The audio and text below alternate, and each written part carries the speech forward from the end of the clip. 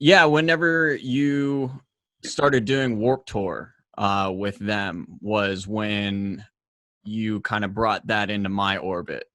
Mhm. So that was definitely something that I had no idea that I had no idea that it was even on your radar until you were like, "Hey, I'm on Warp Tour, like working with this, working like with this awareness company," and I was like, "Okay." And then all of a sudden, it just completely snowballed to the point where Obama has tweeted you guys out. What just this week, William Shatner Yep. tweeted you out, like kind of crazy. But I mean, that kind of speaks to the reach that you guys have right now. But so kind of interesting that you are talking about going virtual and you're being in the corporate world and everything like that, because like this entire shutdown, lockdown, quarantine situation is obviously completely unprecedented.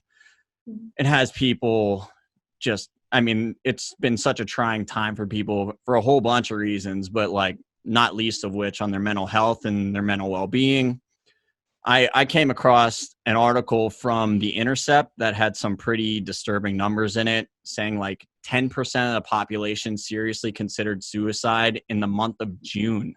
Wow. Like, has there been any common like blanket issues Hope for the Day is seeing people struggling with throughout this span of time? I would say we are.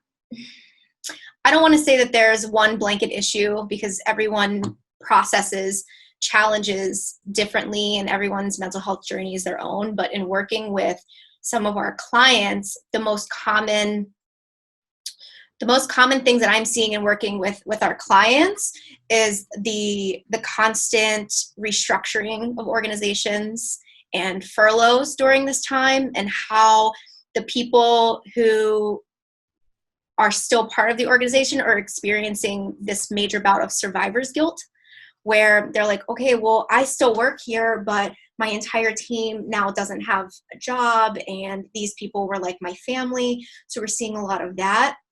um, just the uncertainty of not knowing what tomorrow is going to look like, or next week, the constant change in information without any explanation, like let's wear masks, let's not wear masks, let's wash all of our groceries, let's not wash all of our groceries, without any real, like, I don't know, explanation or science behind it, has been challenging.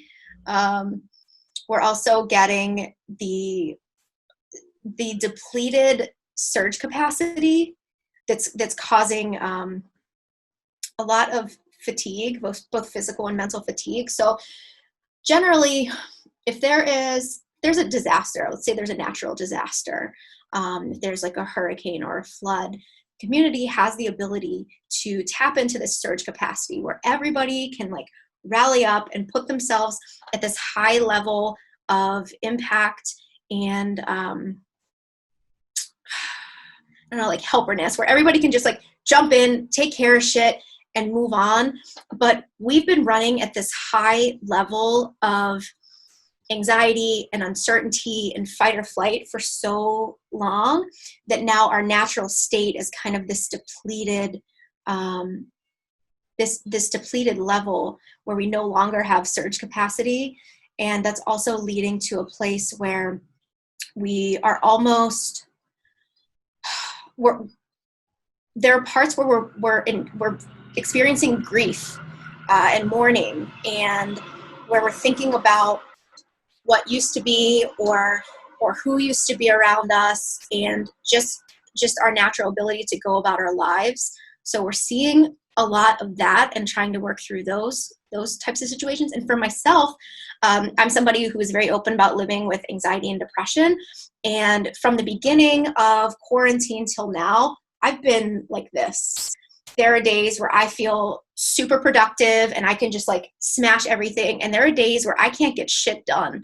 And I have to call my boss and be like, hey, I'm totally fucking useless today. And I'm super grateful that I work in a mental health organization. He's like, yeah, your 60% is better than my 100% right now. So you do what you need to do to take care of you. Let's try again tomorrow.